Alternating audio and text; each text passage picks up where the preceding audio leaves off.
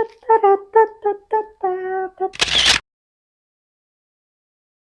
guys, selamat siang. Apa kabar kalian semua? Abis liburan lebaran gimana? Rasanya udah tercapai belum? Kangen sama keluarga jauh, terus bisa mengobatin hati yang merindu, Caila. Di vlog ini aku nggak akan bahas tentang gimana pengalaman mudik karena kita nggak mudik selama lebaran, tapi di vlog ini aku mau unboxing. Udah lama ya nggak unboxing. Unboxing paket dari Amazon. Pertanyaan, kok bisa sih belanja dari Amazon? Oh bisa dong, belanja dari luar negeri itu udah bisa dari kapan tahun. Cuman zaman dulu tuh, zaman dulunya itu kapan ya? Zaman dulu tuh agak susah kita beli barang dari luar negeri karena ribet untuk bayar cukainya. Nah, setahu aku dari pengalaman pribadi ya, bukan kata teman, dari 7 tahun apa lebih lama dari itu ya, kita itu untuk bayar cukai masuk barang impor dari luar negeri itu udah gampang banget karena biasanya itu dibayar di counter resmi yang ada di kantor pos gitu. Nah, zaman dulu tuh aku pernah jualan ya, jualan tas dan beberapa barang dari Jepang, terus aku kirim dari Jepang ke Indonesia. Nah, buat bayarnya tuh biasanya mereka udah ngerti kalau pembelian di atas $50 itu harus bayar bea cukai dan bea cukainya itu dibayarkan di kantor pos. Waktu itu aku ngirimnya ke Bandung dan ada juga ke Jakarta. Jadi bayarnya di kantor pos mana? Ya di kantor pos yang sesuai dengan PO Box atau domisili rumah rumah kita gitu loh. Dan pembayaran bea cukainya ini resmi loh. Bayarnya itu ada apa ya? Ada bukti. Jadi itu bukan ya ngelihat siapa pembeli, ngelihat penampilan kita terus pembayarannya. Aduh, udah nggak zaman lagi, zaman begitu. So, gimana caranya belanja dari Amazon? Sambil aku ini aja ya, aku gunting aja biar biar nggak lama gitu loh.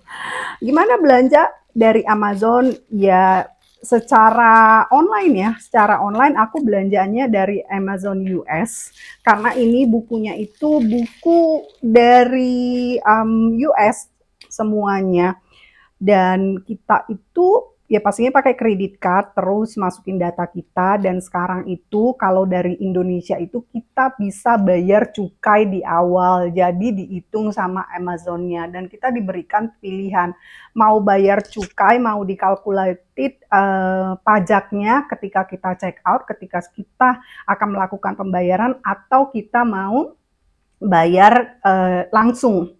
Langsung itu artinya dengan ya providernya yang kayak aku bilang tadi di kalau yang pengirimannya pakai pos ya di kantor pos di bagian cukai yang ada di kantor pos. Nah, lalu selain itu kita harus masukin data dan data kita sekarang ya guys ya tahun ini nih baru tahun ini tahun lalu tuh terakhir aku beli buku di Amazon itu tuh sekitar bulan setahun lalu lah sekitar bulan Mei yang kayak gitu baru nyampe Jepang baru nyampe Jakarta gitu aku belinya itu belum harus masukin identitas diri yang kayak KTP atau SIM atau paspor itu belum diminta. Dan sekarang kita harus masukin either NIK atau nomor paspor atau masukin nomor apa sih SIM, nomor SIM ya. Dan harus juga masukin nomor pajak zaman sekarang itu ya. Masukin nomor pajak, lalu diproses sama Amazon. Dan pengirimannya cepat banget, nggak sampai 2 minggu itu udah sampai barang kita ke alamat. Dan untuk beli buku ini, aku beli sekitar 11 buku ya. Itu tuh barangnya nyampenya berbeda-beda dan aku nggak perlu bayar biaya hengki-pengki yang biaya maksudnya unforeseen cost gitu tuh udah nggak ada lagi. Kenapa Kenapa beli buku dari US? Emang di sini nggak ada. Ada beberapa buku itu buku lama dan aku tuh nyari-nyari di Periplus dan Kinokuniya dan Books and Beyond udah nggak ada lagi. So I just bought it online. Berapa harga 11 buku? Ya harganya itu lumayan ya, lumayan. Satu, harga bukunya itu sebenarnya standar ya, harga buku impor standar, cuman kena cukai dan kena biaya shipping cost-nya, itu totalnya itu aku menghabiskan 4,7 apa hampir 5 juta. So, apa aja sih buku yang dibeli? Ini ada 4, terus 5, 6, 11 totalnya, dan buku untuk Hana pastinya. Dan aku tuh beli buku buat Hana karena dia itu suka baca. Anakku tuh suka banget baca dan itu jadi hobinya. Ini buku, ini tuh judulnya To Calm My Anger, Listening to My Body. Buku ini aku nggak dapet di sini. Dan satu lagi tuh, nih, Fry Bread. Ini tentang a Native American family story.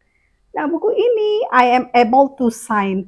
Ini tuh aku baca reviewnya bagus banget. I'm trying as much as possible raising her awareness on diversity. Jadi aku tuh mengajarkan dia itu tentang diversity, tentang kemultiragaman suku dan bangsa gitu loh.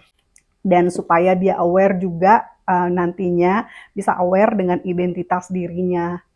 Itu apa dan tidak malu kalau dia menjadi anak campur, kalau dia tidak kelihatan seperti orang Jepang yang matanya sipit. Aku berusaha raising her awareness and her confidence yang melalui buku-buku bacaan yang seperti ini.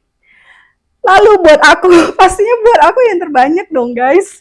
Aku beli ini karena ini tuh aku butuh banget buat belajar ya. Aku tuh nggak pernah lepas dari belajar meskipun bukan berarti setelah pandemik itu aku nggak dapat kerjaan sama sekali. Bukan yang berarti aku stop cuma gigit jari nunggu suami pulang kantor dan ngurusin anak aja. So ini buat belajar dan aku beli buku ini, buku baru dari Gabrielle Bernstein. Ini bilangnya Gabby Bernstein. Aku ikutin podcastnya. She's a motivator, she's a coach, life coach, dan aku senang banget podcastnya, sangat empowering dan suka aja gitu loh. Dan ini bukunya yang terbaru, The Universe Has Your Back. Next, aku beli buku serial The Coaching Habit. Ini tuh Say Less, Ask More, and Change the Way You Live Forever. Ya nggak tahu sih ini tuh tentang apa, cuman aku baca reviewnya bagus, so I just bought it. Next, aku beli buku ini, The Alter Ego. Buku ini tuh sebenarnya ada di Jakarta. Waktu itu aku sempat lihat di Periplus, terus nggak ada lagi gitu loh. Dan aku sempat lihat juga di Kinokuniya, terus aku nggak nemu. So I decided to just bought it from Amazon karena aku pas beli banyak juga gitu loh. Dan buku ini itu banyak yang aku pengen pelajarin dari buku ini. Salah satunya tentang alter ego itu apa. Dan contoh-contoh yang mereka kasih menurut review bagus banget karena mereka ambil contoh dari para atlet gitu loh.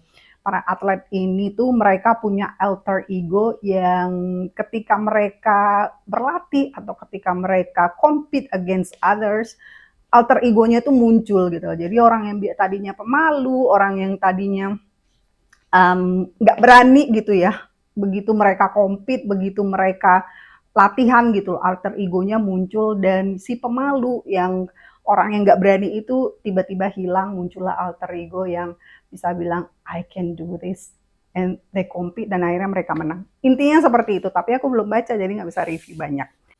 Selanjutnya lagi nih dari Gabby Bernstein. Aku tuh baca reviewnya bagus banget dari si Gabby Bernstein ini. Banyak yang bilang buku ini tuh bagus. Buku ini tuh tentang trauma.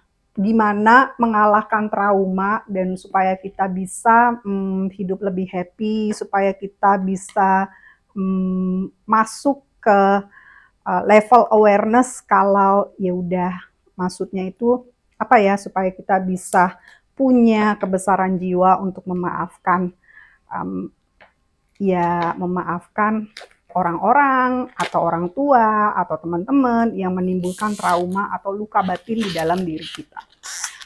Yang aku baca intinya reviewnya seperti itu. Again, I cannot talk much about the book because I haven't read it yet.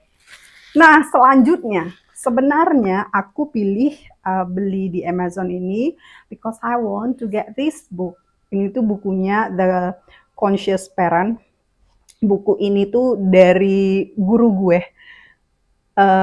Guru apa ya? Aku tuh sekarang lagi ambil kursus untuk Conscious Parenting Coach accredited. Jadi itu ada sertifikatnya dan aku perlu banget baca buku The Conscious Parent ini. Aku nggak pernah nemu buku ini di toko buku langganan dan aku juga cari Tokopedia nggak pernah nemu, so I decided to just buy it from Amazon. Buku ini tuh bagus banget dan banyak hal, banyak wisdom dan banyak informasi yang kita ambil dari buku si Conscious Parent ini. Next, masih dari buku Dr. Shefali. Kayaknya waktu itu ini dia udah menjadi PhD atau belum ya? Aku tuh lupa. Buku ini tuh bagus banget dan The Awakened Family ini adalah salah satu resources, salah satu reference yang harus kita pelajarin dalam kursus yang sedang aku ambil gitu loh. Aku barusan cek list of contents-nya, bagus-bagus banget. Dan yang pertama itu aja tuh udah bener-bener agak-agak triggering gitu loh. Part 1-nya itu A New Awakening dan yang pertama kali dibahas adalah The Roar of the Ego. Ya, buat para ortu yang kayak aku, yang egonya gede banget tuh, mesti belajar ego itu apa. Ya, gimana caranya kita membesarkan Hana supaya dia tumbuh menjadi anak yang sempurna, bukan berarti sempurna dia harus prestasi ini itu, tapi dia tidak perlu membawa luka batin yang kita timbulkan gitu loh. Gitu aja sih intinya kenapa aku dan Oto-san itu selalu berusaha belajar menjadi orang tua yang aware, orang tua yang conscious, mana-mana ego kita, mana-mana toxic culture, mana-mana yang ya rajin-rajin pila-pila aja. So, begitulah unboxing buku-buku ini. Kayaknya biasanya orang unboxing parfum, tas, tapi ya agak lain dong sekali-sekali unboxing ke buku gitu loh. Oh ya, kenapa nggak beli dari apa sih namanya Kindle aja atau Audible gitu? Karena aku lebih senang beli buku kayak begini supaya ketika Hana-chan besar nanti dia tuh bisa baca buku-buku yang mama dan Oto-sangnya baca gitu loh. So guys, segitu dulu vlog kali ini. Seperti biasa aku bilang, nggak panjang-panjang, tapi ternyata belasan menit juga. So, kalau kalian punya pertanyaan gimana caranya milih-milih buku buat anak, tips beli buku buat anak, tulis aja di comments, comment section. Kapan-kapan kita unboxing lagi, tapi jangan unboxing deh, udah lama nggak review buku ya. Kapan-kapan kita review buku. Thanks for watching, bye-bye.